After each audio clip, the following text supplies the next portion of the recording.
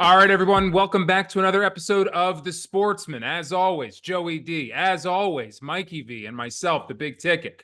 We got a lot to get into. We coming off a great episode with Mark Stone. It seemed to be received well. A lot of people liked the guests. A lot of people liked Mark. A lot of people liked everything going on about the last episode. So we will continue trying to get guests, and we will do that. But until then, back to regular scheduled programming, just the three of us. And let's just dive right into the Masters. And the guy I want to get to first is the man who went to the Masters on Sunday. Joey D, walk us through that. I'll tell you what, man, this place is like a little slice of heaven, man. It is all that it's advertised to be, and then some. It's special spot. We got to do it right. FP and I did it the right way, man. We were able to get our hands on some club, like not club, but like member passes, like basically got clubhouse access, got access to the trophy where we could see everything. We got access to the member pro shop. We got access to a secret hidden bar behind Amen Corner on hole 13. There's like a hut that's like basically hidden away behind trees and everything. Inside there's TVs, a full bar, a leaderboard. I mean, this is like, it's like waking up and realizing that everything you've ever dreamed of is better than it could be. This place was sensational. You see the course on TV, you see hole 12, hole 16, hole 18, like you see these holes, and then you get there and you realize just how much better it is. Like you don't realize the slope coming down near the greens, the bunkers, the undulations on the greens. I mean, it makes this course real. You realize how difficult they make it and how tough it is to play. And it just gives you such an appreciation for what a guy like Scottie Scheffler did on Sunday, man, with the greens being so tough. Everybody else in the field is struggling, playing maybe one or two above par at best, not even. This guy, we watched him bogey on 11. He went down to like, I think it was 7 or 8 under, and he was like a stroke ahead of Aberg and like 2 ahead of Homa. And then he went on to like birdie 4 of 5. The guy went nuclear, and it was just never close. It was kind of anticlimactic. Like it was never really it was just like, oh my God, is someone going to make a push? But every time Aberg would birdie or someone would make a play, he would just go and birdie again. It was unbelievable. The guy is as dialed in as you could possibly get right now. He's playing with so much confidence.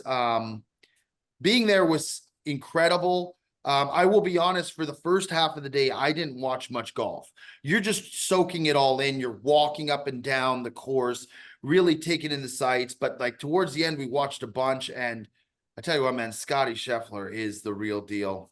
Great Masters. Wish it was a little bit closer, because, at one point there was like a 4-man tie for the lead, between Homa, Aberg, Morikawa, and Scheffler. And I was like, all right, here we go. This could be fireworks. We could get, we could get, something right down to the wire. Maybe it goes into, a playoff. Who knows? But man, Scottie Scheffler he is a good fucking golfer, man. Mikey, what'd you think? Joe, what do you think you would shoot at Augusta if you could play there?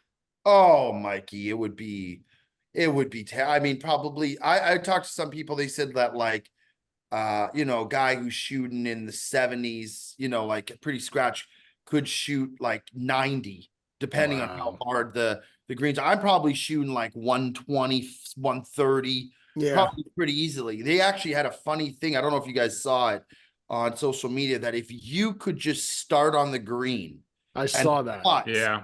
Would you be able to would you be able to win the Masters? And I honestly, after seeing how tough those greens are, I don't know if I could. I really don't, because I saw guys making putts that looked like they were going to go in, and then they just keep rolling like another 5 to 10 feet past the hole.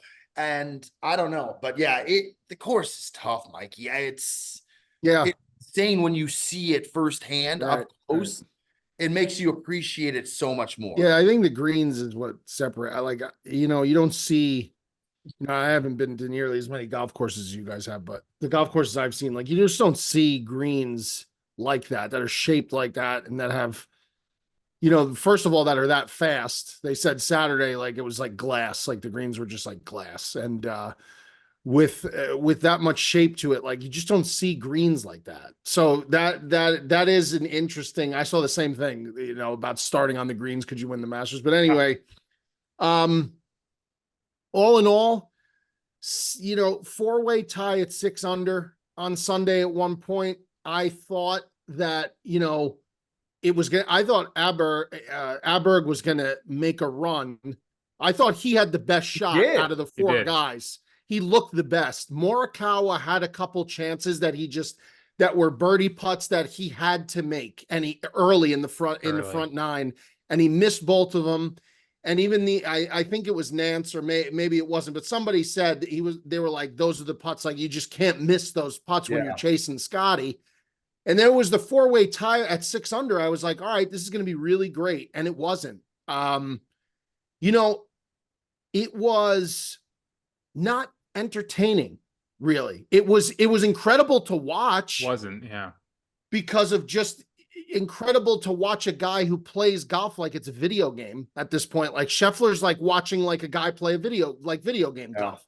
This guy just birdies almost every single hole. But in terms of like entertainment, like, no, it wasn't really entertaining because it was never close after whatever, Joe, the 12th hole. I mean, the back nine was just not close. And, again, hats off to Scottie. The chalk guy keeps doing what he does. And, I just saw his odds for what's the next major? PGA Championship? PGA Championship. I just saw he's like plus 400 for that already. Like it's just it's getting to the point where he's getting those short odds like Prime Tiger, and it's like, it's crazy to keep thinking that he can sustain this level of success over and over. But 2 Masters in 3 years, all the accolades, one of the youngest guys to do that, and in such a short amount of time, just wild, man. And you take a look at the guy and it's just like, man, it's just unbelievable. I mean, he's a gracious winner too. Yeah, he is. He's a class act, man. Like that's why you can't really that's why you can't really not like him. You can't not like him. Yeah, that's what I mean. Like there's some guys who I think like, they're easy to root against. I just can't see how you root against Scottie.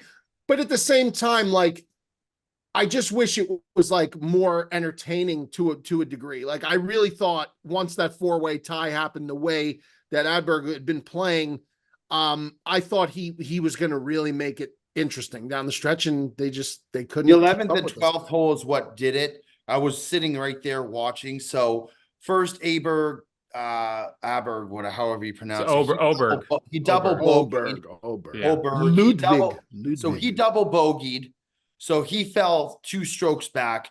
Then they go to 12. Homa double bogey on 12. Yeah. And then I'm watching the next grouping. Morikawa goes in the water on 11 and doubles there. And then Scottie actually bogeyed, but on 12 he birdied. So he basically stayed even, and everybody else went up 2 strokes. And then he went on to birdie 14 and he went to birdie 15. It was just, or he parred 15. Yeah, that's like, exactly right, Joe. That's exactly right. That was the turning point right there. But in the matter of 20 minutes, the three of the 4 leaders, Morikawa, Homa, and Oberg, all just threw up on themselves, and they pretty much took them out of contention. After that, it was pretty much only Oberg who had a chance if Scottie made a few mistakes and if Oberg birdied most of the holes, and that didn't happen. He played pretty much par golf, and Scheffler played even better on the back, man. He started to pull away, and he didn't even need to. Yeah, he didn't even need to, and he just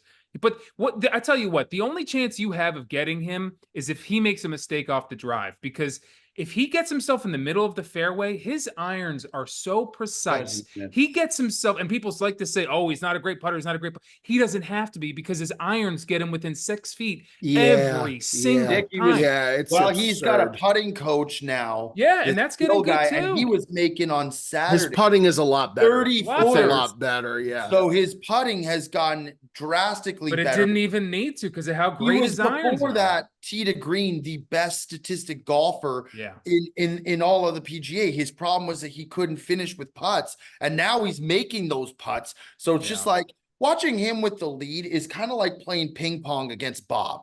Like you're not going to beat him. I'd really like to get a piece of Bob on the ping pong. Everyone my does, kid, and then they have to eat their all words. he does fine, is that's fine. return. He returns everything. I could play that game, the patience he game. makes I don't you- need to spike. He's I a don't need to patient beat player. myself. That's what he fine. does. He's patient, and that's fine. why I say that. Ticket's seen That's it. fine. He makes you beat yourself. So like he will just continue to get the ball back over again and again and again until that. eventually you try to go for the winner. You try to be too aggressive, and then you kill yourself. That's like watching Scottie with like a 2-3 stroke lead. Because once he got that lead, I was like, this thing is toast, man. There's no chance. Yeah, no, He's gonna make a mistake. no, He's playing with so much confidence that No. it's like it's kind of crazy because normally if you're leading a tournament, you watch other guys, they're like nervous, they get to a tee, you don't know if they're going to make a shot.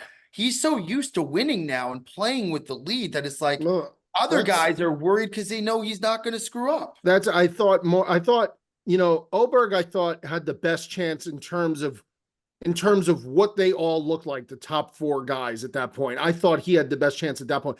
But in the beginning, in the front 9, I thought that Morikawa actually had the chance to put Scottie in a tough spot. And like I said earlier, he just missed those opportunities that he had to capitalize on. And, they were bringing up the fact that his major win was during the COVID year when there was nobody there. And, Well, he's won 2 majors now. He's won the PGA Championship and he won the British. So of all the 3 guys who were tied for the lead, you would have thought he had the best chance just from experience and knowing what it takes. And like Homa's never won a major. And this was Oberg's first major ever. And this kid's going to be unbelievable. He's 4 years But old. I'm with Mikey too. Leading into that, the way the players looked, Oberg was playing the best of the 3 of them who had a chance to stalk down Scottie. And also, I hate to say it, because we love Max and Morikawa. I don't have any relationship with, so I don't care. But when you look at a leaderboard like that, Morikawa lacks a lot of dog in him, man. When he gets into positions like that, saying. And I hate to say it about Homa too. To this point, he hasn't had a lot of dog in him. And Oberg was this fresh young guy. I was like, this guy might be too young to even understand the moment. He might be able to. He was playing like he had nothing to lose. Exactly, and he was smiling the whole time. Good for him. I met his caddy the last night at the bar. I was with Scottie Vale, and he was hanging out with a bunch of the caddies, and I met him.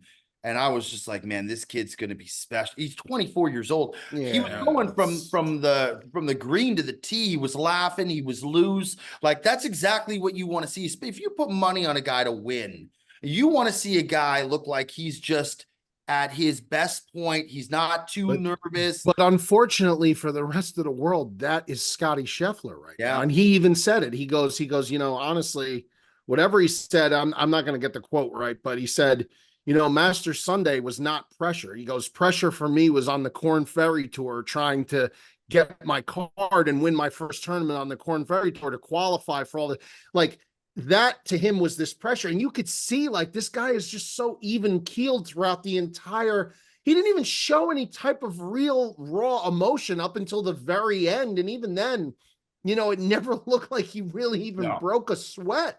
No, so that's really bad news. That's bad news for everybody else, because this guy could just keep going. He could just keep going. Do you think he could win?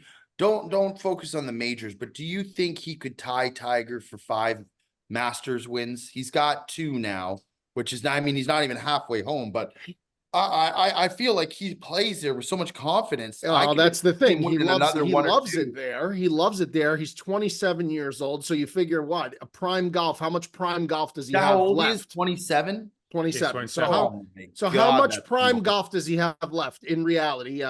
12 years? Yeah, I was at least I'd say 8 solid fucking years. So you're saying let's meet in the middle. Let's say we give him a decade more of prime golf.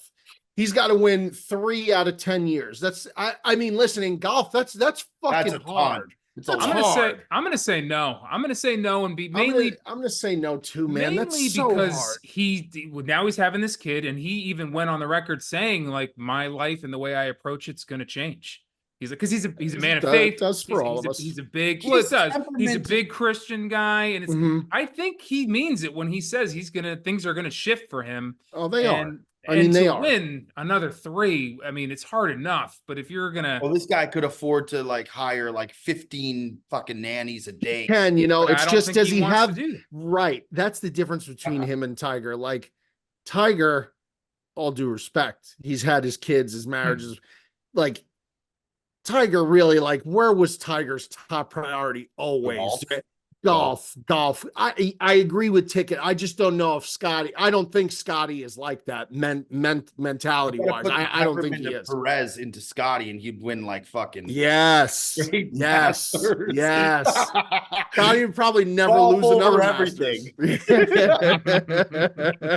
Oh, that's so Do you good. take it? Do you think he can win 2 more in the next 10 years, 12 years? Can he? Of course he can. Do I think he will? He definitely Yeah. can. I think he'll I bet good money he definitely wins 1 more. Yeah. I He don't just know looks about to me 2. so much better than anyone. Yeah, I Rory, bet yes. the odds that Rory gets, and he looked terrible. He looks so bad. It's just like, and then Brooks, everybody thought maybe Brooks might do something, or like, it's just like, Scotty right now is so dialed in. It's unbelievable. Golf is a lot like college basketball in that it's a game of runs. A lot of these guys get hot for Yeah, 2 to 3 dude. years. They're the Yeah. biggest thing on the planet, and then they fall off. And that's why when That was wrong. Tiger Woods happens, it's Well, right. amazing. It's I was just amazing. gonna say because it's Rom too. usually- It's like you got these guys, and it's like you think who. I think it's to the audience that watches golf is like everyone is looking for that next Tiger. Yeah. And I'm not going to force that hand on Scottie Scheffler yet. Like, I'm not going to sit here and say he's the next Tiger. Like, I think that's Already won ridiculous. 3 to tournaments this year, Mikey. Yeah, I including the understand. Players, which is not a major, We but gotta- it's the closest thing to it. It's the closest thing to it. But I would like to see him win another major other than the Masters. We could start there. I would like to see that. But I just don't think it's a necessary pressure. I think it's just fine to say Scottie's the best in the world, and there's a wide margin between number 1 and number 2. I think just his keep game, it there. and I for don't as long really. as- After now, he's starting to putt well. Now I don't see a weakness. He drives the ball just as long as anyone. He drives it consistently down the fairway. He hits the fairway. It seems like all the time. As Ticket mentioned before, he's one of the best iron players in the game. Scrambling out of the sand, his short game is like his chipping. He'll be off the green and he'll chip the ball to within 2 feet, and it's like a tap in putt. So he doesn't even need to necessarily putt that well sometimes, because he puts himself in such good positions to birdie on par 5s and different holes. It's like he doesn't even need to be that good of a putter, it seems. And now his putting is getting better too. It's like I don't see a weakness anywhere in his game. It's unbelievable. Yeah, It is. absolutely. Well, congrats to Scottie Scheffler. I'm sure the kid's on his way, so he's going to be enjoying himself there. I think his life's going to change. I don't think he's like Tiger at all. I think he seems pretty dedicated to wanting to be a father and being a family man. So we'll see how that fits into golf. The kids. What's this? He starts dedicating the wins to the kids. We got a problem. Yeah, and listen, I'm not saying. Listen, I don't misconstrue our words. I'm not saying that Tiger's not a family-oriented guy, or he wasn't a present dad and wasn't. But right.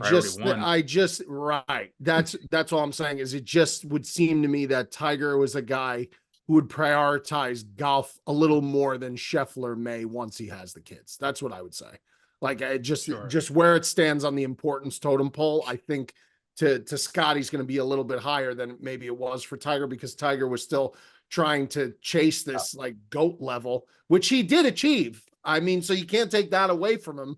That's what he wanted, and that's what he did. A true killer in many ways, just like a Michael Jordan type or a Tom Brady type. A lady killer too.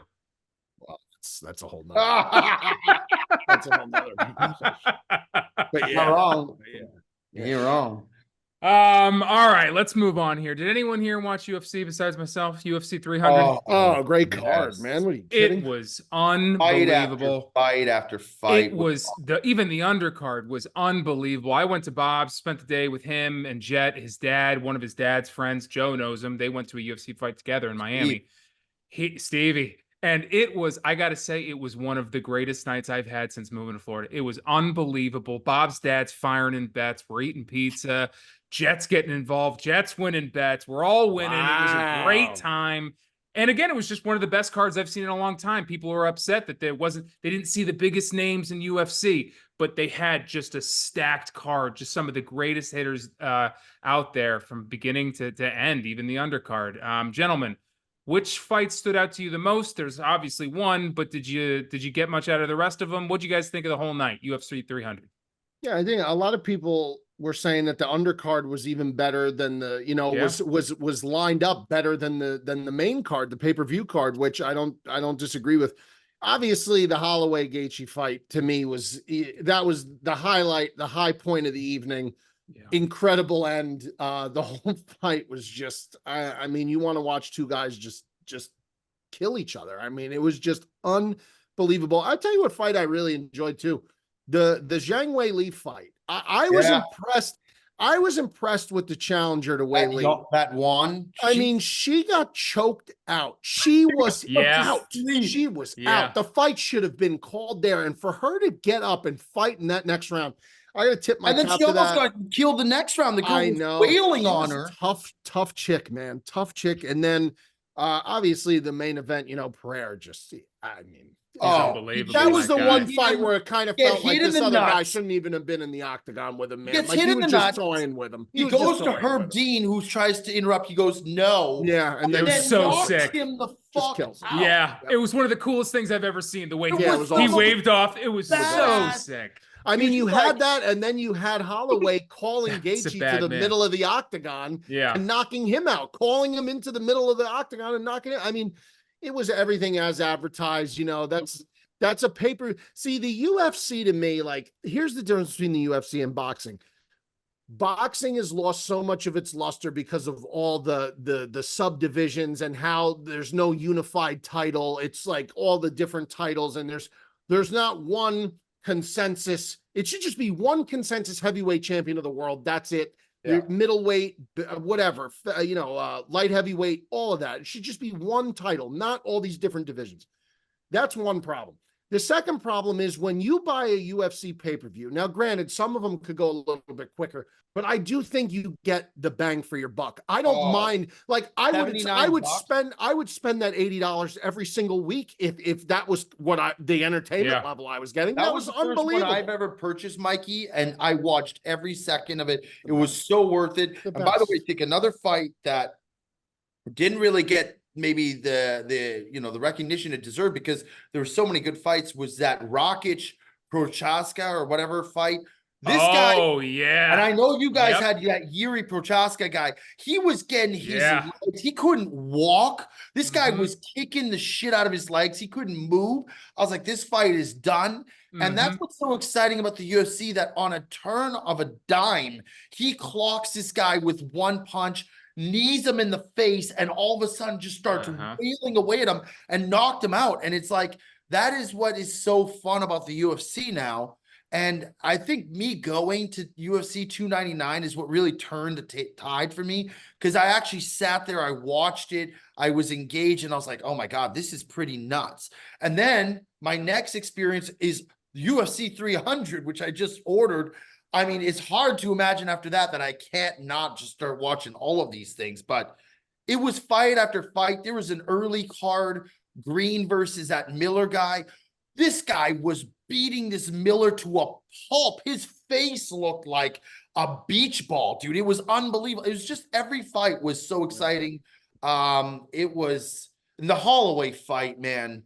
By the way, Holloway, no one really gave a chance. The thing was like plus 140 going into the fight, and no one thought he had a chance. It's a slight dog. I mean, it wasn't like, I don't think it wasn't like the Weili fight where she's like, no, but I don't think anybody. Not many people thought that he was going to win. Yeah, right. Knock him out, right. And for him to do what he did at the end of the fight, when he had legitimately he had won the fight. It was like, it was not going to be a contest. Like, he was going to win unanimously. For him to call Gaethje to the middle of the fucking ring and just say, let's go toe to toe, he risked getting knocked out, and it was one of the most badass things I've ever seen. The Pereira thing was probably the coolest thing I've ever seen in my entire life. But yeah, that was very cool too. And Max doesn't get enough credit either, he went up a class for this. He used to fight in the class below, and he used to get in these wars with Volkanovski. He lost all 3 times. A lot of people think he won one of those, but it went to decision. He lost it. Anyway, he comes up here, he fights Justin Gaethje, who's one of the baddest motherfuckers on the whole entire planet. And he gets in a fucking war with him, albeit he poked him in the eyes twice. That was a little low. I'm sure he didn't mean it, but he did. But this guy Holloway, man, even when he used to fight Volkanovski, he's a tactician, he's a surgeon, he waits for his moment, and he's got one of the strongest jaws out there, man. He can take a hit just as much as Gaethje can, and you know what? He ended up staying, and Go in Gaethje either class. fell down with 1 second left, and we had that to end in the 5th round. We thought we were done, and for it to be him to be knocked out in the 5th round. That's crazy. 1 second left. It was, I mean, that's what you bet for. I mean, that was, it was one of those feelings that. Isn't it fun when you have the whole squad on a guy and then it's so great. like Bob's dad gets so into it. Oh, he was so into it. He is one of the most fun people to hang out with, by the way. We were in him and Stevie together are great. Oh, yeah. But he was calling the fighters like he was in their corner and he was close enough that he was yelling them by their first name. Like he was like, come on. Like, and it's just like, he's so into it. When it wins, you can't help but just smile because it's so funny. Yeah. And then Bo Nickel too, man. What's this? Ferreira gained like 20 pounds in like big. less, like just over 24 hours. Did you hear that? I didn't hear that. Oh, dude, I saw that. That was crazy. And then also going back to the Wei Li Zhang thing, did you guys notice too with Yan, the chick that she was fighting? Didn't she look like she was 200 pounds bigger than her and like definitely taller, 6 inches taller? She definitely looked taller. They look like 2 completely different weight classes. It was unbelievable, and for her it was just stunning. It was great fights all around. UFC 300 did not disappoint. Joe, did you have one more thing, or should we move on? No, I think we can move on. It was Okay. just an awesome card. I can assume that you will be going back the next time it's in Miami. That'd be right. Yeah, I would love to. Yeah, I think they're fighting next in Brazil. In Rio, I think it is. Probably. That would be a good time. You'd go to Rio, Mikey? Yeah. If Dana White's rolling out the red carpet, yeah, I would. You wouldn't just buy a ticket and fly down with your boys? No. All right. All right. That's good to know. I mean, listen, Brazil's tough place to go, man. Tough place. Yeah. What do you know about Brazil? Favela, baby. You don't mess with them. All right. Let's move on here. I'll leave this one mainly up to Mikey. I don't know a lot about him, mainly because I'm not a Yankees fan, but John Sterling, one of the longtime voices of the Yankees, is retiring. Mikey, why don't you walk us through his legacy and him retiring? I mean, voice of the New York Yankees for almost 40 years. I had the pleasure of meeting him once. He was nothing but a gentleman, very gracious, pictures, talked to me for a decent amount of time at a dinner I was at. Just one of the nicest guys, and his calls are legendary. Some really goofy home run calls. He would make up a home run call for every new Yankee. So I'll always remember that.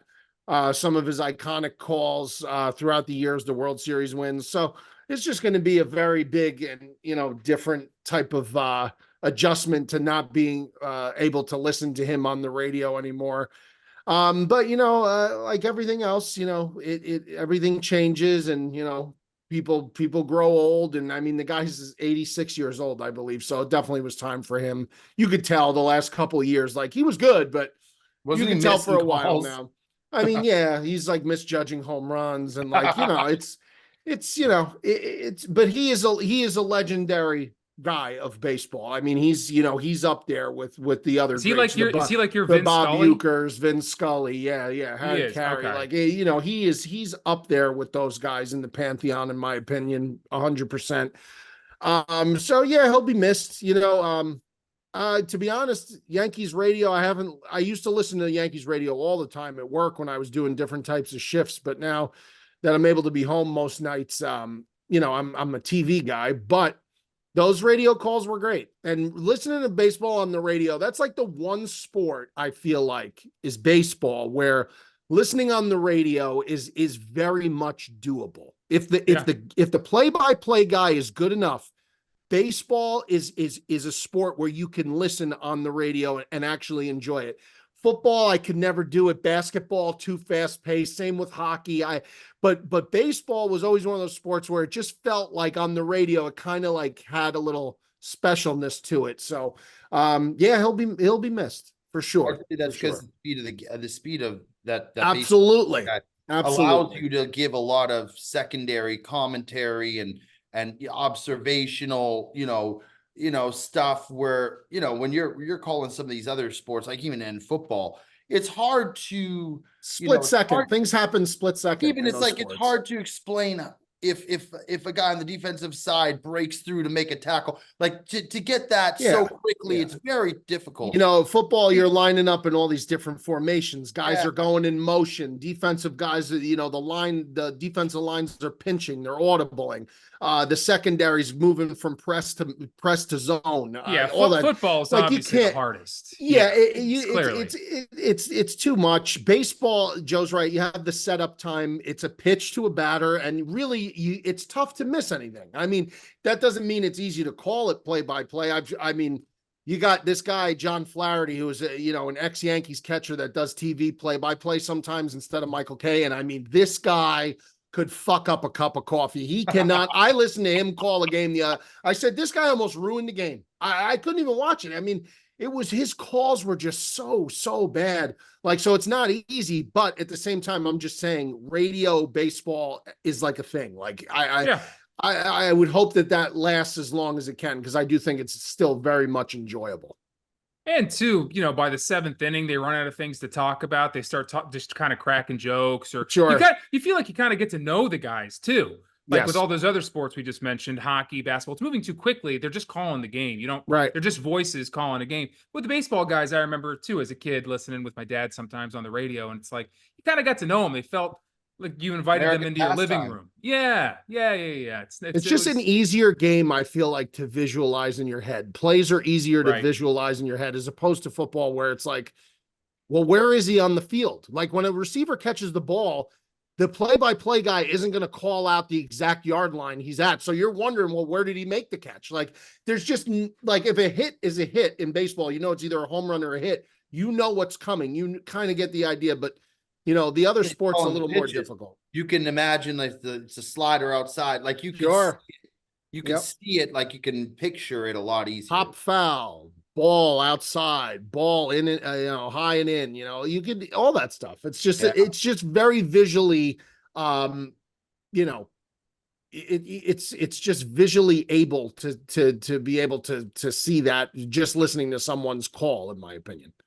Yeah, I would agree. All right. Well, I guess he'll be missed by Yankees fans.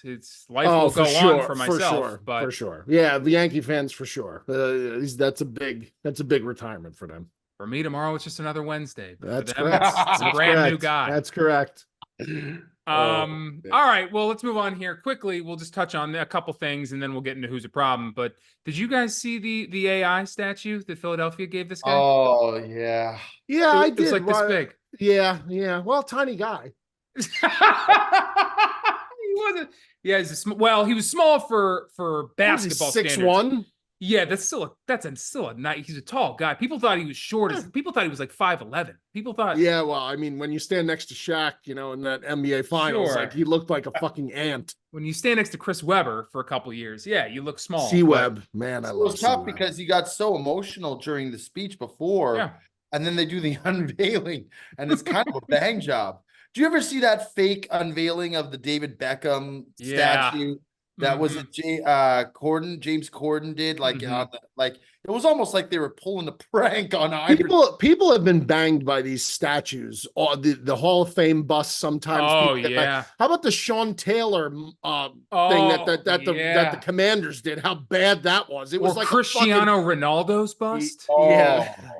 He looks like Frankenstein. The Sean Taylor thing was like it looked like a mannequin they pulled from a Macy's storefront and just put a Sean Taylor jersey on it. Like really embarrassing. Like really, really bad. So you got to be careful with those statues, man. Statues are hard to get right, man. Sculpturing ain't easy, dog. Dude, it's hard to find a good sculptist. Where did like Michelangelo and like all these guys get go? Patrick Swayze on the line. We phase them out, man. Ghost. Yeah. But this statue was like this. It looked like a Heisman Trophy. It looked more like a trophy than it did like an homage to this one of the greatest players, not in Sixers history, in Philadelphia history. The Aloha Trophy is bigger than the Iverson Trophy. See, that's not terrible though. Yeah. It's not great though. It's not great, but I've seen. I mean, dude, His hair looks like it's painted on. Well, it's sculpted on. Yeah, I think that was another one though that got a lot of bad press, right? The Kobe one got a lot of bad press, I think. Yeah. It's tough. Ticket's absolutely right. Like the world is in need of more sculptors. I mean, this is one of the all-time bad. Yeah, that is. I mean, that looks tough, like man. That looks like it came from Willy Wonka's chocolate factory. Why did there need to be so much neck on it? Why did they give him so much neck? And what's that eyes smile, look droopy? Yeah, just a doofus, just a total doofus. But and in real life, he's like one of the most handsome guys going. So I mean, but you talk about an ugly duckling that turned into a swan, man. Because this guy was rough looking when he first debuted for. I remember when he first debuted for Portugal, man. His teeth were like all his teeth were like one was one. It was like. He looked like a fucking alligator in the beginning. Beckham too. I mean, he was acne too. Yeah, like, bro. Yeah, he grew. I mean, listen, money does really good things for people, you know. Especially in the veneer world. You know, Dick would have dreads if he had unlimited funds. Dreads, sure, dreadlocks. Sure. He'd have so much hair. That's because Ticket's cool. Guy. I think. Oh yeah, sure. I'm a cool guy. Yeah, I think by the way, right now. By the way, I legitimately mean that. I'm not you meant breaking that? chops. Oh, yeah, I do. Okay. No, I do. I think you're like one of those like hip guys, like cool, like knows a lot of things. Like is into hair right now that, looks like great. you know. I do know a number of things. Hair looks. good. I mean, it looks all right. Yeah, I mean, but Beckham doesn't know how to take a compliment. I man. can't. I sure can't. I can't take a single one. Yeah, because he's humble. Yeah, I guess so. But Beckham too. If you watch that David Beckham documentary, which is one of the best documentaries I've seen in a long time. Did you guys watch Bend that? It Like Beckham? The 3-part documentary on Beckham that came out like I've never watched 4 months ago. It's a 3-part episode. It's awesome. But anyway, you see him coming into the league. What? My wife Holly wanted to watch really, that. really good. And she wanted to watch that, I guess, because the Spice Girls are in it. She wasn't married or is married to the He is Spice married Girl? to yeah. She wanted to watch that. I might watch it if it's good. Is it good, Tick? It's really that good? It's really, really good. Okay. It's really excellent. Okay. It's not about the Spice Girls at all, so don't worry about that. That was my major concern. Also, Spice World forever though. There's no shame in it. Zigga zigga. Zigga zigga. Who's your favorite Spice Girl, Tick? Scary. I like Scary a lot. I was a Scary too. Really? I mean, it's hard not to like Posh, but then we'll 40 Spice. It's hard not to like Posh. Then it gets pretty easy after the documentary to not like her. But anyway, the whole point of that was Beckham was another one of those guys. He came into the league. He wasn't. You could see that he was a good looking kid under there, but he was so young. He was going through that awkward phase. Yeah, guys grow up and get all this money and just. Yeah, it's swag. Dude, do you guys have like bones. pictures of I know I do. Do you have like those pictures of yourself from like your awkward stage when you were like maybe like 10, 11, 12? Like, bro, they're brutal. They are like those are the pictures you never want the internet to ever get a hold of. Ever. I'd like to see them with Mikey. I'd like to see. Were you a tall kid? Yeah, I was always tall. Yeah. I was always like the tallest kid in the class or second tallest kid in the class. Yeah. Well, some kids get these growth spurts. They're like shorter. But I mean, like I had like, I had the braces. I had like the big, like turtle rimmed glasses. Like you got to remember in like the early 90s, like there was no such thing as swag yet, really. Like there was, but like for adults, not for kids. Like kids were just dressed up. Like there was no. Is that you, Joe? See, that's not a bad picture. Nah, we need to go younger. We need to go. Yeah, like Joe shows a picture of him as a stud in like high school. Like, I was in like grade. I was like in grade 7 there. Not even. That's 7th grade. Probably. Yeah, I was like 14 years old, 12, 13 years old. The only person who would have this picture of me would be my mom. That's it. We got to get her on the line. I got to see those. I'll find mine too. I'm, whatever. I still had the baby fat. Like I lost that around 13. Yeah, baby fat for sure. If you find me at 12, rough time. Yeah, really that's rough me. time. I'm telling you, that's me. 7th grade, 8th grade, like right around there. 7th grade, probably really bad. 6th, 7th grade. Really bad. And then the glow up started in high school. Then you started to dominate. Yeah. Yeah. That's when he got huge. That's what he got.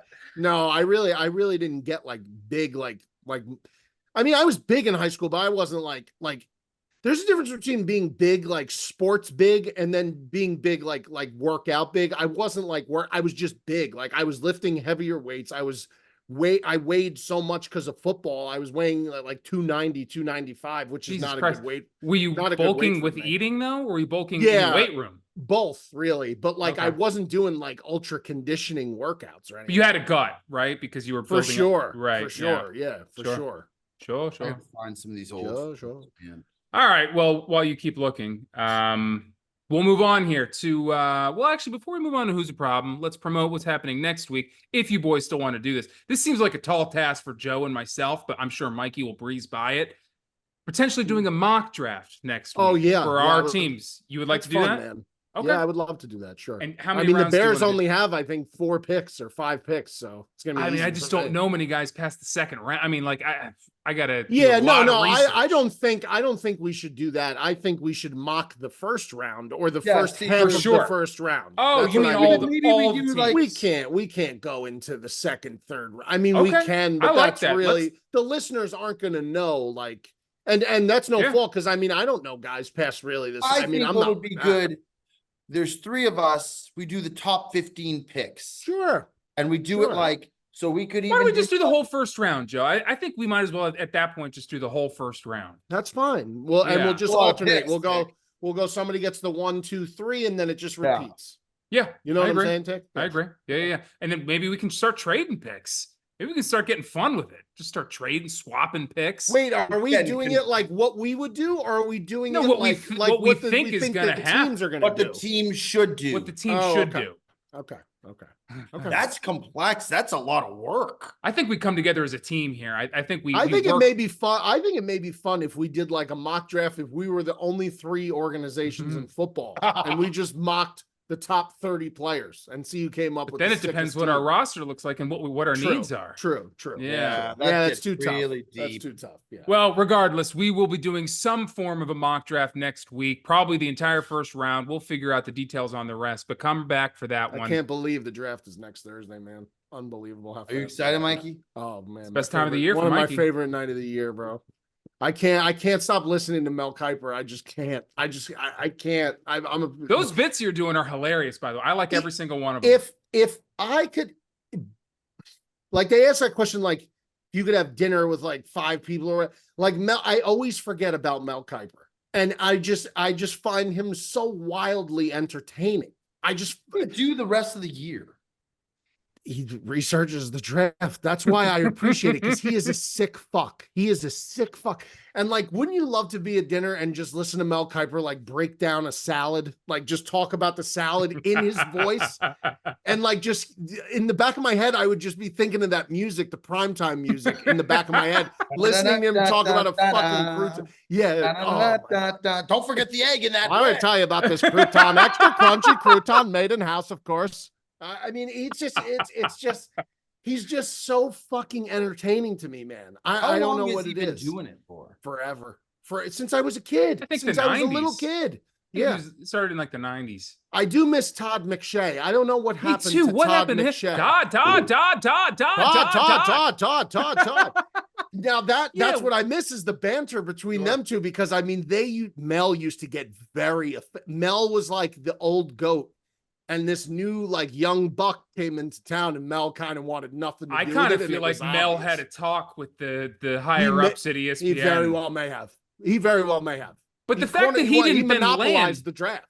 Yes, he did. But the fact that he didn't, that would be perfect for a Fox to scoop up. Oh, He's nowhere. He doesn't even have a podcast, this Todd McShay. I think he's working Really? at Walmart. I don't know where he is. really? I gotta look into Todd McShay. What did he just fall? It's like he fell off the face of the earth. I haven't He's seen got him to be in doing 5 something. years. He's got to have a podcast. COVID He's hit him got to. hard, man. I haven't Is seen that him what it since was, the before. vid? I don't know. I don't know. It's Yeah. been 2019 was the last time I remember seeing But Todd. anyway, Mel is still going very strong. The Yep. hair obviously has lost a little volume, but still is Mel Kiper, man. And the thing about the draft is like you have so many of these guys who are paid professionals to mock these drafts out. But at the end of the day, like so many of them don't even come close to what these teams do. Like there's the obvious ones. Like I think it's fairly obvious, 99.99% that the Bears are going to take Caleb Williams, number one. But honestly, after that, it does feel like anything could happen. I don't know who the Commanders will go with it too. If I had to put money on it and you put a gun to my head, I would say it would be Jaden Daniels. But the talk about JJ McCarthy and all that stuff, I don't think they'll go Drake May. Joe, I know, but man, oh man, are they pumping JJ McCarthy? The NFL is pumping JJ McCarthy. So you see the Vikings are going to be gunning for JJ. Yeah, well, that's what I mean. Every day, it's like one of these new teams is just like, it's JJ McCarthy, JJ McCarthy. I do think there's going to be a fair amount of trading going on. I think this draft is going to be awesome. It's going to be awesome. It will be a good one of the best ones in a long time because there's a lot of top tier talent and there's just so many teams in need of quarterbacks and it's going to be fun, man. And there's just so many wide receivers. There's so many teams out there that need wide receiver. And you got three of the best. I mean, those three, if they weren't in a class together, those three would be the wide receiver one off the board in any other draft if they weren't going together. Like Neighbors and Adunze would go one if they weren't in a draft with Marvin Harris. A lot of people still think that Neighbors is going to go over Harris. I'm saying what the people are saying. No, Joe. I'm he's not right. Saying he's right, Joe. People are in their right mind. There's been people driving that narrative, but again, anything that you've heard in the last month or so is so much smoke behind it. All these rumors and stuff like. It's just like these teams. They put out certain like clippings and they put out certain like. Little rumors and little, misquotes. And all of a sudden, then this guy's picking up steam and this guy's better than this guy. And this guy should go higher than that guy. They do this every year with everybody. They do it every single year with anybody and everybody. And my theory on that is for 4 months, they can't come out and say the same thing over and over again. So I think they create these storylines just so they can keep having their show on TV. Because there's a lot of overthinking going on. I think there's too much time. They have too much time on their hands to think about the draft when you don't need that much time. So they need to come up with hot takes. And that's how Stephen A. gets paid. So anyway, look out for our mock draft next week. But moving on, let's go to Who's a Problem and who wants to start this week? Joe, you ready? Yeah, sure. I'll start. All right. My Who's a Problem, I went back and forth with it. I'm going to go with Alex Pereira of the UFC. This guy, within 2.5 years, has dominated. I mean, to every portion. He is just an absolute animal. He is not going anywhere soon. He is an absolute beast. By the way, this is what I was showing you. So he had to make weight for the fight. This is how much he weighed on Friday, 205 pounds. The following day, 232 pounds. I don't know how that's physically Neither do I. possible. Neither do I. And by the way, water weight too. You want to talk about just the most terrifying walkout. When this guy walks out to that like native Portuguese, like Brazilian song that comes out, and then he stands right after getting like touched up, looks at the guy in the ring and does the fucking bow and arrow and just starts screaming. It is horrible.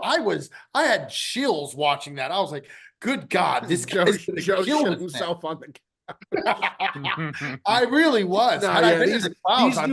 These dudes are nuts, bro. You have to be psychologically crazy to go in there knowing what goes on in there. These guys, Roman gladiators. These guys' wives leading up to these fights when they're in training for a fight must fucking hate these guys. The mentality that they need to get into to go and kill another guy, basically. I mean, it must be nuts. I don't know how you have a smile on your face about it for the 6 weeks prior that you're training intensely. But also when he came in, Joe, like you said 2 years ago, he was like a kickboxing world champion. Yeah. This guy was already nuts in that world. He dominated that. And everyone was really high on him when he came in, but I don't think anyone expected this kind of dominance from him this quickly. He's going to dominate for a long time. I agree.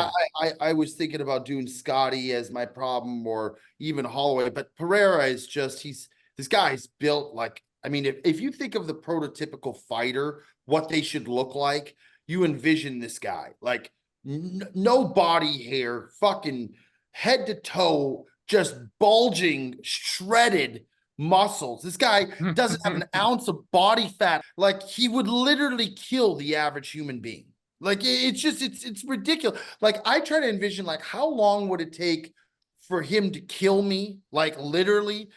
I don't think long. Over under is 10 seconds. I think Mike. it's 5. I think it's 5 seconds. I think I might be able to run away from him for a few seconds. Oh, you're running? Oh, yeah. Okay. Like in the ring, like No, in the octagon, he ain't gonna be able to run far, dog. No, dude, he just pulled you down. far. I think And he's he's getting you in 5 to 7. Yeah, that's a scary thing. He would just tap you. I don't even think he would knock you out. I think he would just tap you out like a gentleman. I don't think he would he wouldn't.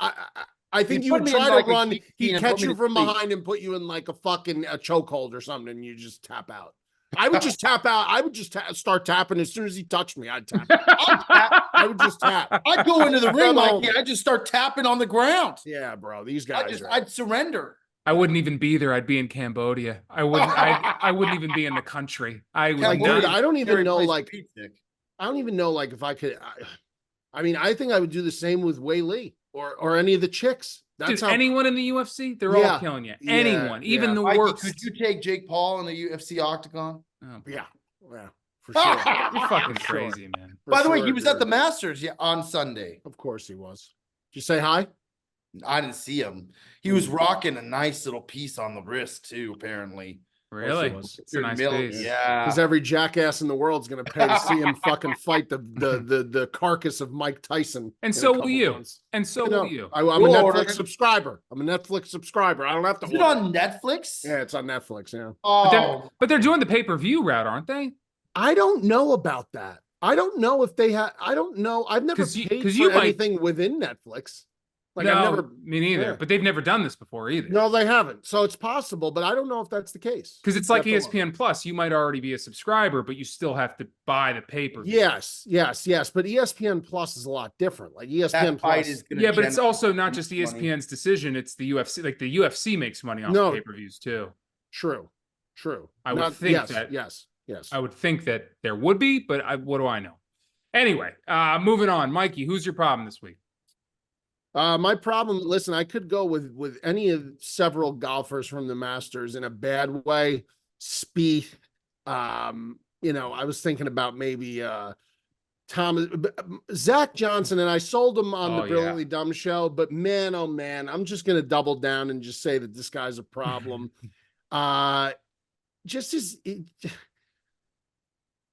To tell the crowd to fuck off, like, again, like, I'm sure he was getting heckled. I'm sure. And I understand that that's not exactly appropriate at Augusta. I understand that as well. But like, the bottom line is that this guy just, he stinks. He stinks. That's the first and foremost problem is. So like for him, he's won a Masters. He has, and good for him. And that's something I'll never accomplish that. And I recognize that, but the issue I have, and I said on the Brilliantly Dumb show, is the fact that he doubled down and said that it wasn't directed at the crowd, which is such an obvious lie. Like, just stand on what you did. Just embrace the full villain role. Don't try and tiptoe backwards out of it. You did it. You said it. It's over. It's done. And just stand on it. Like, don't do that. And that, I just thought that was such an acting job, him pretending to not. It was such a chicken shit move, man. That's the best way to describe it. That's a chicken shit move. Just own it, man. Just own it. But I got to tell you, I'm tired of all those guys. Spieth. I'm tired of Zach Johnson, Justin Thomas. I'm sick of that entire. They stink. They do. They stink. You know what? You can throw Rory in there too, man. I'm sick of him too. Yeah, I'm absolutely. Bro, I'm sick of these golfers. The rumors that he might be going to live, and then he's like denying. 850 million. He said there's no chance that he'll never go. That's fine. But here's what I'll say. I'm getting very sick and tired of seeing these same, and I think Ticket said it earlier in the show.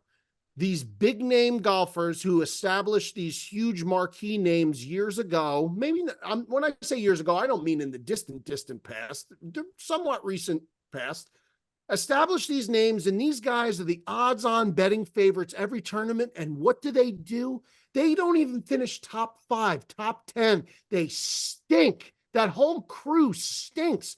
Stop making videos and doing all this shit. But you know what? These guys are laughing to the bank, and I don't know golf well enough to really rip into them. But my God, man, like it's just getting tired. It's getting boring with that crew. I feel like they're like a little crew, and it's just very, very like it's Well, not. that was the problem with the Ryder Cup, is that the whole crew I know, made the it, whole and the thing person who was to with blame was Keegan. Zach Yeah, Johnson yeah, I for saw. bringing on Justin Thomas. He was staying with him, with him, and he's friends with him. It's no like it's not like a there's no one in the world who doesn't know that they're close. So it's not like anyone was not aware of that. And for him to not pick Keegan was just, man. Keegan Tough. deserved it. He was crushed. And by the way, Yeah. the way Netflix fucked Keegan over. Yeah. If you watch that episode on, I mean, Yep. he thought he was getting called to let Yep. him know that he was making it, and they have the fucking crew there, and then they break it to him that he's Yeah, not. it's fucking I mean, that dirty, was, man. And it's a shame because he earned it too. It's like he so clearly earned it and was so clearly fucked that made it 10 times worse. It wasn't like on the edge. There was no decision. I mean, he clearly earned it over Justin. So Mikey's point too in life, when you make decisions, when you make the wrong decisions, you know, there's consequences for your actions. I'm not saying that the fans should be heckling him, but he so clearly made the decisions that benefited him rather than what benefited the well-being of the team. it's nepotism. Yeah, and it's, you know what, for him to expect not to hear anything from it, it's kind of coward. Sure. Yeah, I completely agree. Yeah, I'm turned. I think it's a turn off for someone who doesn't and hasn't watched golf as long as, or hasn't been as deep, because I've been watching golf for a long time, but only specific tournaments, but like not as engrossed in the sport as much. Like to see them kind of like running around like they remind me of like a high school group of girls, kind of like just like very cliquey, and I don't know if that's the actual reality of it, but it certainly seems like it. And I just don't know why they're so braggadocious when they've quite frankly not accomplished much lately. Well, Spieth and Thomas are certainly very, very close. Yes. They're like best friends. Right. Yeah, I mean, Spieth, it's the same thing too. And they get these reputations they don't deserve because they're very, very good for 2 years and then they fall off, just like most golfers do, because you're not Tiger Woods, you're not Phil Mickelson. Most people do fall off. You have 2 really good years, and then you just make some decent money in the middle of the pack for the next 10 to 15. But some of these guys, Rory's maybe a little bit, he's a lot better than them, but he still hasn't delivered in a long time either. But these guys, him and Spieth, get these reputations that just follow them for the rest of their lives because the PGA Tour so badly needs that narrative out there, and they so badly hope that they fill those shoes that they've made for them because they need it for the sport. That's right. That's what I said earlier. They're chasing the next Tiger Woods because they want that so badly for their ratings and for their. Like, that's why they keep putting Rory out there in the front. Like, Rory's this, like, no, it's fucking not Rory. It's Scottie Scheffler. Bet against him, man. Yeah. Bet against him. Especially the Masters. He's terrible. He's terrible. Yeah. By the way, you know who's joining that crew pretty quickly, and he had a good last tournament, but aside from that, he's been awful, is Morikawa. Oh, yeah. Morikawa has, since he came on the scene and looked like he was going to be a prodigy, he's really kind of fallen off. Well, welcome to my problem. That's my problem this week. My problem is Collin Morikawa. This guy has been yanking my goddamn chain for too long now, man. Too many times I'll live bet this guy on Sunday, or I will have put money on him to win or a top 10 finish before this tournament even starts. And this guy has been banging me and banging me and banging me. And it's this whole thing about the reputation thing. They wanted Collin to be this next guy. He was a great story out of Los Angeles, the way he came up. The pride of Chevy Chase Country Club, Collin Morikawa, and he's just fallen short every single time. And even when he puts himself in a position to win, he doesn't have anywhere near the sense of a dog in him. This guy he needs a commanding lead on Sunday to win anything because there's just nothing in his bones that is willing him. There's no Michael Jordan in him. He just doesn't have that killer instinct whatsoever. And enough is enough with this guy. I'm sick. And then, of course, on 18, but when he has a putt to stay tied for third which is the difference between probably $500,000 for him. Oh, he Of made it, yeah. course, then he makes the putt when he needs to, this fucking guy, but he couldn't make any of the first 5 out of 6 when he needed to on the first 7 holes. I mean, it was unbelievable how this guy I just, saw him on ugh, 16. He looked like a child standing next to Does. Scottie Scheffler. He looked like a golf Yeah. man, like a man standing next to like an amateur, like a child. It was crazy. Yeah. And you know what the moral of that story is? Maybe I'm the problem. Maybe I should stop playing money. Yeah, sometimes you bang your head over a fucking, Yeah. over a rock so many times it's gonna burst. But Mikey's right. They put these guys at the top of the odds every single time. Yeah, and that's it's not my these issue. guys. No, it's That's not. why picking guys like I would start betting on this Aberg or Auberg. Oberg, yeah. He's for a young Very guy. He good. looks like he's not scared of anything. He looks like Yeah, he's getting ready for a run. He does. Yeah. All right. Well, moving on here. Viewer questions. Make sure you guys like, comment, subscribe to the podcast and to the Instagram. Fire your questions in over there, and Mr. Anderson will send them to us, and we'll answer them at the end of each episode. So the first question comes from Ian Baines. What are your guys' favorite video game of all time? Oh, favorite video game of all time. You a gamer, Mikey? You play- Yeah, I put in a lot of hours on Modern Warfare 2. A Yeah, lot it's of good one. hours, That was bro. great. A lot of hours. I'm gonna roll it back old school. Super Mario, Super Nintendo NES. That was Sure. to me like the epitome of a good video game. I can't imagine that'll ever be topped. Mario Yeah. Party. That's fun for the whole family. Super Smash Bros. Super Mario Smash Kart. Brothers. Mario Kart was awesome. Yeah. I still love James Bond GoldenEye. Oh, no. Yeah, GoldenEye. Yeah, that was the one. But then there was also Nightfire. Nightfire was pretty good too. But yeah, GoldenEye was the one. You guys ever play a game called Crash Bandicoot? Of course. Yeah. It's a great game. It's a great game. Yeah, Great game. those Crash were fun. Bandicoot. Yeah, I was a big Sonic the Hedgehog guy, Twisted Yep. Metal. I was a big Banjo Twisted Metal Kazooie guy. was like Crash Bandicoot. Banjo Kazooie. Yeah, That was good. That was yeah. Crash Bandicoot's Like Nemesis. cousin. Yeah, that was like the You guys fight ever between. play Poor man's Grand Theft Bandicoot. Auto, or like Red Dead Yeah, Redemption? GTA. Sure. Those games were awesome. Yeah, or NBA Jam. Yeah, NBA just Destiny. listing a bunch of good games now, but Ticket, what's yours? Favorite of all time? Pick one. Yeah, pick one. I'll probably go with, just because I had so much fun playing it with friends. You could involve drinking. You could do it with your family. It was just a game that Mario Kart? that crossed everything. It was so much fun. You could play with little kids. You could play with adults. It was just probably Mario Party 3 was probably the best one. Mario Party was just such a fun. So many different ways you could do it. You could bet on players. It was a lot of fun. I liked it a lot. Joe, what's yours? Pick one. Oh, I said I think Super Mario Brothers. That's the one. Okay. The original. Mikey, what was yours? Probably Modern Warfare 2, the Okay. first one, like that first one that came out. After that, it just kind of went downhill, bro. Yeah, I was a big Metal Gear guy too. Love Metal Gear Solid, was great. But I would go Modern Warfare. Love That's a FIFA. good one. And the one before that, the one right before that, called World at War. Yeah, that was Oh, great. that That was the great. that was right before it. It was that was zombies. That was the But then I'm Nazi talking about zombies. then the one I'm talking about is Call of Duty 4 Modern Warfare, not Modern Warfare 2. then. Oh, I'm okay. talking about the original Modern Nazi the Warfare. one Zombies that was pretty debuted cool. Nazi zombies. Yeah, that was pretty cool. I don't think there were zombies in that one. Oh, No, 'cause that was the old one, the war. yeah, the something at war, Call to War, or World Call- at War. I think was it? It was World at War, right? Yeah. No, and then Modern World at- Warfare 2 was the next one. That was 5.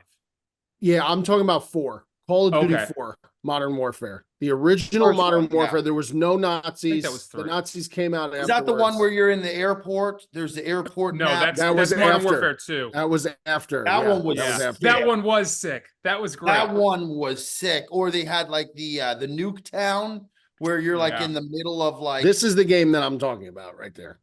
That's the game I'm talking that's about. the original, the OG. That That's game, 3, I think. the- Yeah. No, 4, Tick. 4. Is it 4? Yeah, I thought 4. World at War was 4. Oh, anyway, was the okay, one it was a you're great in, game. like, The amount of hours logged on that game was Did you put the headset on? You're talking to your friends. You're Oh, playing, yeah. we had a top 25 clan in the entire world. Search and destroy. I'm telling you right now. A lot top less clans 25. back Search and then. Destroy was Yeah, the there was. hardest. There definitely was. Like we could Search never and run Destroy it is the one you have now. to find the flag. The bomb. The That- bomb Yeah, and the defuse the bomb. bomb. Hardest. Yeah. But that was the best one because like kids weren't just running around and like doing stupid shit. You had to really like. What's the Yeah. one where there was like double the players, where there was like it was just a free for all? Isn't that just? Yeah. That's I forget the name of it, but I know exactly. What You you're go talking in there and it was like twice the players. Yes, So there's like yes, 50 yes, guys, Yes. and it was just mayhem. Yes, I know exactly what you're talking about. I just Yeah, can't capture think the of name of flag it. kind of stunk because people were just running around. Yeah, Yep. Yeah, it was there was less technique in Search and Destroy. If you got killed, you were out for the entire round. You could You had just to watch the rest. All you had to You had do to was be- watch. You had to be stealthy. And your comms got cut off from people that were playing in the game. You could only talk to your dead teammates. You couldn't talk to anyone who was alive. Really? I don't remember Yeah, that. So good. when you start the game, you're talking to nobody. When you start the game, you're talking to the whole team, your Oh, whole okay. team. But when somebody gets picked off, you can't talk to them anymore until you die. Oh. It was really sick. It was really good. Really good. That was so fun, man. Those were the days coming back from. I was in Yeah, school. I'd come yeah, back it from was. school. It's like 3:30. Oh, I'm I looking at slipped the headset the on. maps. The maps on this are sick. Oh, maps are great. The crash, the one where there's the helicopter crash. That Yeah, was yeah, yeah. Good old days. sick, man. And then they come out with the map extension, like the map packages that you could buy more. Yeah, they Ah, start. what a- That's when you see. That's when it all spiraled out of control, in my opinion. When they started doing that bullshit where you could buy all the extra stuff and like, there was just they made it too complicated. There's too much going on now. It was so simple. That game was very Ground simple. War is what it's called. Ground War. Yep. Mm. Yep. So yep. you could do 32 going head to head. That was ridiculous. That was Um, nuts. That's All where you had right. to get your kills up to get your different camos and all the Correct. different gun attachments and stuff. Sick. that's right. Sick. Did you play video? When did you stop playing video games? Was it when you had a kid, or was it when you? I have a PS5. I got a PS5. But when did you I've been stop? trying to play. Like Really? really stop playing? Yeah. Yeah. you Once met Holly? Yeah. Yeah. I would say I was playing when I first met her, and then I guess just like, eventually it just kind of phased out a little bit. But I'm looking to run FIFA. I'm looking to run some FIFA with Bob. Ready to smoke his ass This on that guy's fucking doing Twitch shit. This guy's doing Bro, I nothing. just saw he posted like 5 stories about Twitch. Yeah, he's doing nothing. Yeah, but we're playing video getting Twitch games. streams now. Joe got him a PS5, and it might have been the worst gift you possibly could have given this guy. It's gonna end all up he making- does now. Watch, he's gonna start streaming. He's gonna make more money than he's I ever know. made. in this thing. I know, It'll be he's the gonna gift be- that keeps on giving. But it's That's not for amazing. us. I mean, I don't see him unless I go over there and play him in FIFA. Mm, Hey, listen, he's getting ready for that Twitch stream. yeah. He wants to get sketch on a stream. Of course he does. Yeah. Of course You he used to does. complain about the 6:30 dinners. There are no dinners now. There's just Oh, yeah. Postmates and FIFA. That's all there is. They can't Well, I even mean, get if them you to like the dinner. Grimaldi's delivered to the house, then you're in store. Yeah, that's what it Then is. you're really in luck. I know. We're losing him. But you're right. He's gonna make We're even more losing money. them one video game at a time, Tick. Hey, you know what happens if you can't beat them? Join them. I Yeah. just stepped for Twitch today. Hey, I gotta- missed my birthday. I'd like a PS5 if someone's trying to throw one my way, and then There I'll you join go. in there. I got I a just- PS4 if you want one. No, I'll take a PS5. Thanks, brother.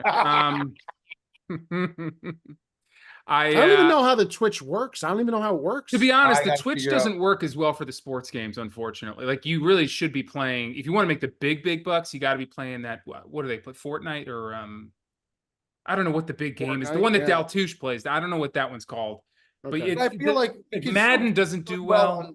on FIFA, we could still do well. Like I almost thought about doing a challenge to see how many hours would it take us to go from starting the game as a co-op, like custom season, to getting to like Division 1.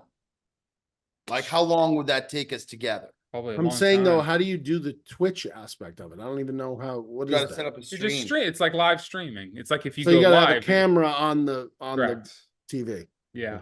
It works better for people on PC, but you can do it the way Bob's probably doing it.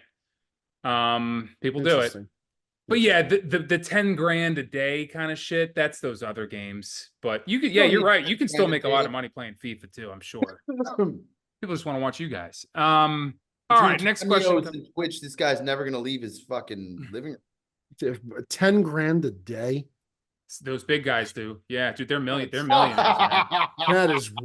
That's everything wrong with this country in a nutshell, man. Would you do it, Everything. Mikey? No. Some would say the No. only subs is a sort of, that's like they're kind of the same thing.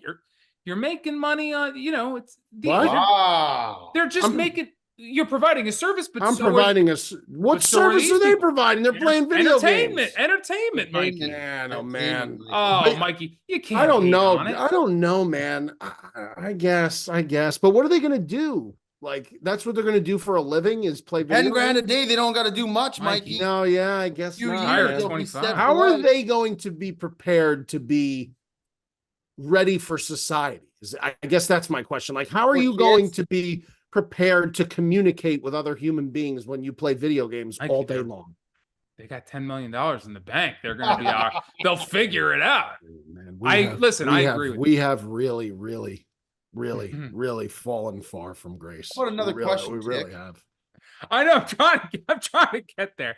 Next question comes from Colin Underwood. It's not really a question, but I'll turn it into one. It says, we need a weekly Bear Down Dad Tips segment at the end of the show. So the question I would propose to you is, do you have a weekly tip as a father? Yeah, sure. Here's this week's tip. Don't argue with your kids. No matter what, you're going to lose. So I would say if your toddler is talking back to you, I would just say to just give up. I would just give up and just say, all right, yeah, fine. And just let it go, because arguing with these people is like, you might as well just be talking to a fucking stack of bricks. You might as well be talking to a stack of bricks. My daughter has teach discipline, Michael. Okay. He called his kids these people. That's what people who don't have kids will tell you, that you need to teach discipline. Discipline to what point, Joe? What am I going to smack my kid? That ain't going to happen anymore. This ain't, when we were growing up I got smacked. Of course you did. Of course you did. And I deserved every smack. One of these kids goes to school and tells them that daddy or mommy hit him. That's the end of the line. It's the end of the line for you. They'll bring the fucking CIA out to come and investigate. I never got hit. But no, never. No, I kind of think that might be more of an Italian thing. You guys are Italian. I think that might be more of a you guys. But anyway, yeah, no, that would be my tip. Yeah. Is just to take just take it with a grain of salt, because here's why. Got verbally abused. Their moods change so frequently that the arguing back and forth isn't worth your time, because in an hour it's just their mood will be completely changed. What if Dom starts screaming that he wants a toy when you're in the store? Yeah, that's annoying. Toy? No. But you don't. I'm not saying. Yeah, but I'm saying, like, if you're at home and like you're asking them to do something and they're like, no, and then you're like, oh yes, and then they're like, no, and it's a back and forth. It just, you'll see, it'll come to a point. Just don't drive yourself crazy is all I'm saying. Do not try and get your kid at the toddler age to say yes to everything. That's just not the natural way of life, and it's never, ever going to happen. But you got to pick your battle. I mean, you do got to fight them. Pick your battles. Pick your battles. Public is a big thing. Being out in public, like Joe just said, that's a big thing. Like, that's a no-no. Like, not in public. That ain't gonna. In the house, like, it's different. Like, again, they don't know really what no or yes, like, they don't have that kind of a comprehensive mind yet. So again, pick your spots. So if you're at the local Kmart or Target, sure, and he wants a toy, he's throwing a fit. Like, do you just what do you just have to you gotta, I'll grab him, I'll throw him in the cart or something like that, and just be like, listen, dude, that's it. And like, if he keeps going, I'll just let him go for a little while. I'll let him go. There's only so much you could really do. Like, if you're in there and you really got to stay in there because you got to get something, it depends. Like, are you really in there because you need to get stuff, or are you in there just to fucking, shop around? If I'm just in there to shop around, I'll fucking leave. If I'm there because I got to get stuff, he's going to have to wait and he's going to have to cry a little bit. I mean, it is what it is. Being a toddler's tough, man. Like they got it great. The kids are spoiled. They're well taken care of, but like, it is emotionally taxing, I would say, for them, because they don't know what's going on. Like, they're so new to everything. Just imagine everything in the whole world being brand new to you. How do you really, we don't remember that as kids. We don't remember that. No, we don't. Yeah, it's true. Wow. We will make this a weekly segment. I think this should be a weekly thing. I like that was informative. And I got no kids. Moving on to Zach Pugh. What is your favorite dish that your mom makes or made? Oh. Not Favorite- a single sports related question. They almost never are. They almost you're never right. are. You're right. That's You're okay. right. No, it is. It's fine. My mom's favorite dish that she makes chicken cacciatore, which is like a Italian style sauce. It's different types. It's like a red sauce with mushrooms, peppers. It's like a heavy red sauce, and it takes a long time to make it. And it's like chicken on the bone, which takes a long time to cook, as opposed to just cooking like a chicken breast. So that takes like a full day to make. So she very rarely makes it. So when she does, that's my favorite. That hits. Sounds special. Joey D? My mom makes a lot of good stuff. I'm trying to see what is the best thing that she makes. She does. I'll say her Thanksgiving meal that she does is unbelievable, between the turkey and then her gravy and mashed potatoes. I'll go with mashed potatoes and gravy. Wow. I'm sorry. Like the Thanksgiving meal that she makes, it's as good as you could imagine. Like I'll just take that whole meal, and between the stuffing, the mashed potatoes, turkey's always perfect. Like that like when my mom does a Thanksgiving dinner, I imagine that's what every American should have a Thanksgiving dinner. Like that's like the penultimate for me. It's so good. All right. Nice. I would go with my mom used to make this penne alla vodka with chicken. It was Yeah. so unbelievable. And the funniest thing about it is I never saw her cooking it. But right before it was ready every night, I saw her picking up a bag outside the front door. That's fucked up, man. She didn't cook. She didn't cook. Scrambled eggs. Nothing fuck beats a good that plate up. of scrambled eggs. All right, let's move on to the next question. Here we have a sports one. Mikey, ears up. Connor wants to know, should the Bills sell the farm and go for a top 3 wide receiver in the draft? What spot are they picking in? They're picking so low. I mean, what are they? Well, I think he's saying, should they sell the farm to trade for a higher No, pick? I know that, but I still would want to know where exactly. Like they're 20? they're in the mid-20s, I would imagine. 23. I want to know exactly where. So they're at pick number 28. Oh my For God. them to get a top 3 wide receiver, so he's referring to obviously Malik Neighbors, he's referring to Marvin Harrison Jr. or Rome Odunze. For them to be able to move up to where they're going to have to move up, which is the top 10 of this draft, to get that receiver from 28 to 10, I'll put it into perspective. The Bears moved from, I want to say, when they traded with the Giants to get Justin Fields, the Bears traded, I gotta say, Could have saved Stephon Diggs a little later before the draft. I just want to get the pick right because I want to give perspective on it. Okay. The Bears moved from 20 to 11 to get Justin Fields, 20 to 11. And it cost them a future first round pick the next year. God. Okay. For them to move 28 to 10 or 9 or 8, because you figure the Bears are going to land. The consensus kind of out of Chicago is that the Bears are going to go after whichever third receiver is left. Odunze, Neighbors, Harrison. I think it'll be Odunze, but either way, they're picking at 9. For them to get into the top 9 from 28, you're talking about minimally start of the conversation 2 future first rounders and pick 28. So you're going to give up 28, a 25 first rounder, a 26 first rounder, and that might not even be enough to get it done, to move all the way up, because that's an unprecedented jump. Should they do that? No. The simple answer is no. They need to draft well. This is a wide receiver heavy draft. There's plenty of other good wideouts out there. They're not the top tier blue chip wideouts, but they cannot mortgage the farm for a wide receiver. Junior from LSU is pretty damn good too. There's plenty of guys. Maybe they could go up to the middle of the draft But to land what I think the question specifically, Ticket, was Top the three. top three. Yeah. That's why, to me, the answer has to be no. It's just going to cost you way too much. It's going to cost you way too much to move there. So I would say stay where you are and move up maybe 10 spots or 12 spots, but to move 18, 19, 20 spots up, no, it's going to cost way too much. Way too much. You can't mortgage the future like that. If it was a quarterback, maybe I could justify it. For a wide receiver, I can't. So I would say no. There's not a lot left on that farm other than draft picks either. I mean, they're starting to lose some players, man. Listen, I said last year before the season started, right, Tick? I think maybe you remember, maybe you don't. I said I thought that the Bills window was closing last year. I said by last year, I mean beginning of last season, I thought that the Bills were kind of on a decline. Now, they started off the year not well. Then Josh did what Josh does in the second half of the year. He elevated them to the heights that they could reach.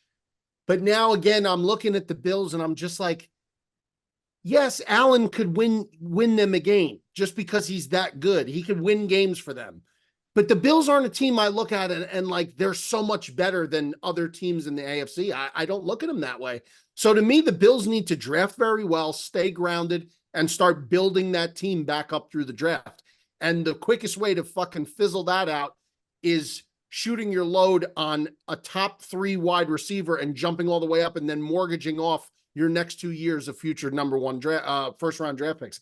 I just think it would be very short-sighted. I don't think the Bills are an elite wide receiver away from winning the Super Bowl. I just don't. Yeah, I don't. I think they need a lot of help. I think they need more help. Well, Kincaid's going to be great for them this year. He's going to be great. He's fantastic. And Knox is good. They could run a double tight all they want, and that's fine, well, and dandy.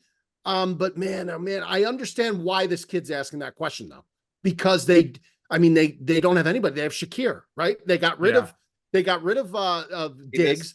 They got rid of Gabe Davis. Yeah. So it's like, yeah, they're sitting in an awkward position. They definitely need wide receiver, but again, just be patient because this draft has really good receivers. It's just that everyone is infatuated with those 3 blue chip guys up top. But there's other guys that could be really good. Yeah, there's a ton of them. And there's always those guys that are drafted low and they're not part of the top 3. That's why I'm saying do your homework. Yeah, exactly. Yep. I mean, was Stephon Diggs a high draft pick? Wasn't he like a 2nd round guy? Yeah, I don't know what round he was in, but he was not a top 10 guy. Yeah, you can steal these guys, especially in a year like this one. So, all right, guys, I think that's it for viewer questions. That's about an hour and a half episode. I think we can move on here and shut down the episode. Another good one, guys. Joey D as always, Mikey V as always. Like, comment, subscribe. Send the questions to the Instagram, and he will kick them back to us. We'll answer them at the end of each episode. But until then, we will see you guys next week.